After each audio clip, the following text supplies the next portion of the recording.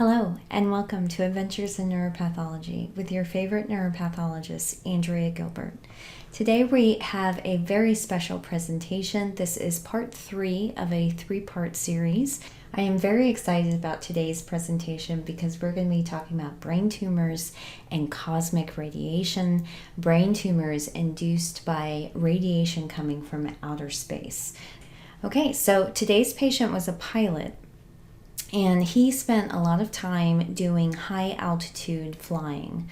So there's a lot of radiation and a lot of really fast moving ions that are coming from outer space. And you and I here on the ground are very much protected from the radiation and cosmic rays coming from outer space because of the atmosphere. So pilots who spend many hours, we're talking hundreds or thousands of hours in high altitude flying situations. And then also astronauts.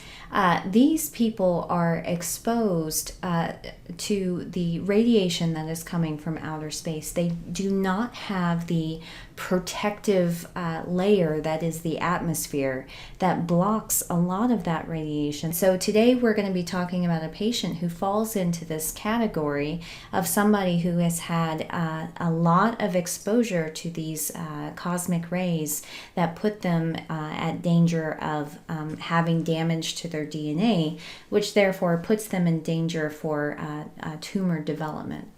So that's what we're going to be looking at today. Let's get started.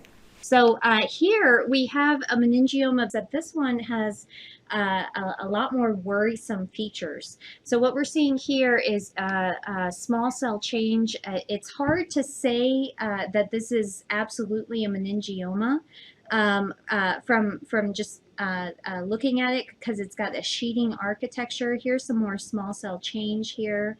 And the cells had a little bit more pleomorphism than I like to see in meningiomas. That doesn't have anything to do with the grading though, but this one was a little bit more prominent than typical.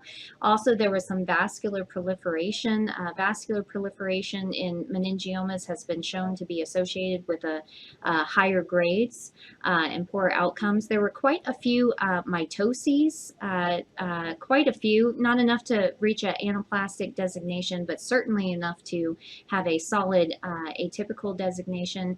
In addition, there were quite a few areas that look like this. It's intratumoral necrosis, and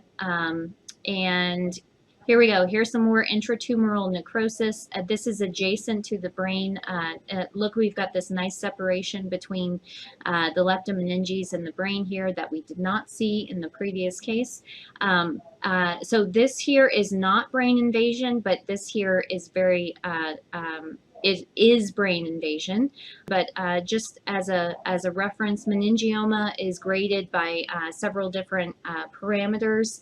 Here we had multiple parameters that qualified for a grade 2 meningioma. So it was a very a solid grade 2, not enough for a grade 3, but a very solid grade 2.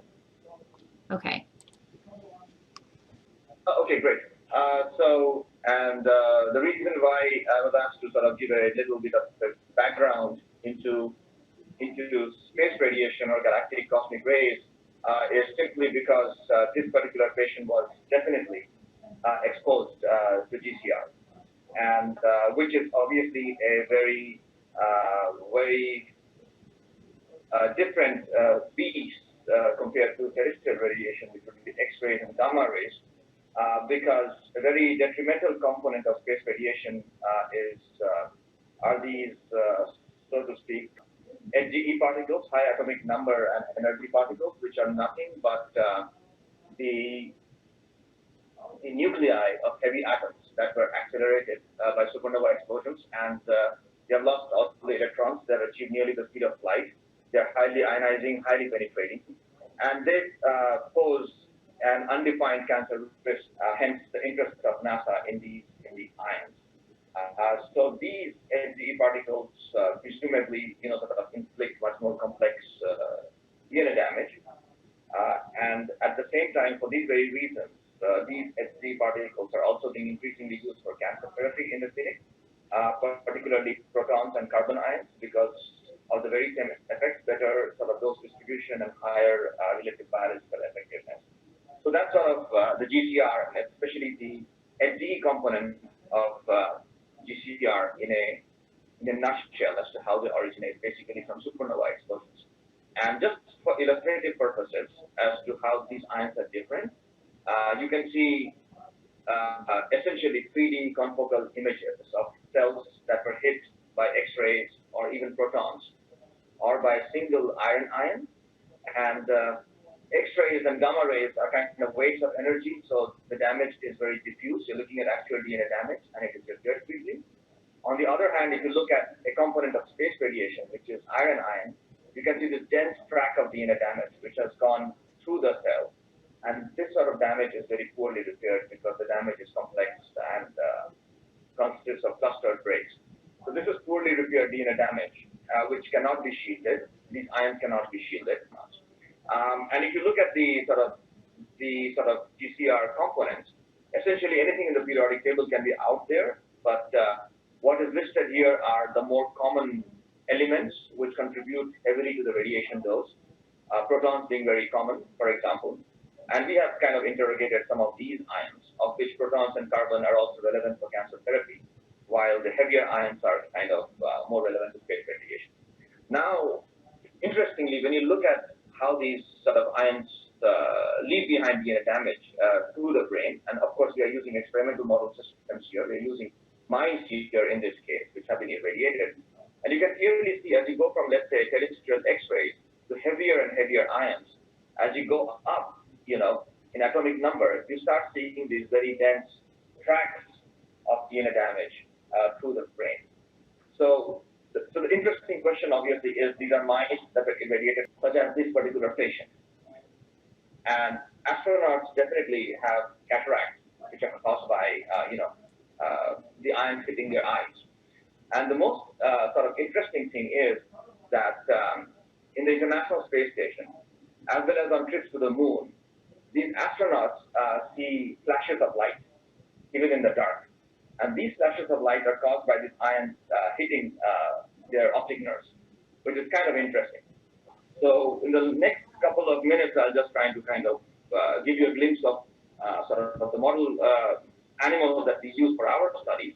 But regardless, the one thing that I do want to point out is that if you look at damage caused by X-rays in the brain, it's repaired very quickly in a day for reasons that we understand better and better now. While damage to the brain caused by iron, for example, in this case, is not repaired for months, and obviously can then precipitate tumors. And we kind of argued, we sort of wrote proposals to NASA arguing that GBM is a good model system to look at, to understand cancer risks from space radiation, because there is a clear link between radiation and GBM development, as there is from what Andrea presented between radiation and meningioma development. And the one point I do want to make here is point number 3, which is that studies for aircrew and airline pilots who are exposed to cosmic radiation clearly show an elevated risk of brain cancer. So for this particular patient, he was an airline pilot, and fighter pilots obviously flying at high altitudes. So this is just a quick point I want to make here. When we looked at our heavy ion-induced tumor, so just by genomic sequencing, and here in green you see the normal brain, in blue you see a heavy ion-induced tumor, and in red you see an X-ray-induced tumors, and this is of course in mouse. We see very clear-cut differences in the genomes of these tumors. Very simply put, if you look at deletions, and they're mostly deletions, in the X-ray-induced tumors, you have these small deletions. The little dots are near the baseline. So there are small deletions in the X-ray-induced tumors. On the y-axis, you have the size of the deletions. Now, when you look at the heavy ion, the space radiation-induced tumors, you can see how the little dots are migrated upwards, right? So this kind of shows that in these tumors generated by space radiation components, you have sort of larger chunks of deletion. So one of the things, and this really is the last slide, that we hope to do, if we are able to sort of query this particular patient sample by very deep sequencing, is to see if these tumors bear the hallmarks of a cancer that has been caused by exposure to space radiation component. And of course, like to thank all the collaborators who have been fantastic. Okay, so that was our World One tour of cosmic radiation and radiation-induced tumors, especially in patients who have had a lot of exposure to cosmic radiation, either because of spending many, many hours at flying at high altitudes, and then also astronauts. So these are people who have an occupational risk.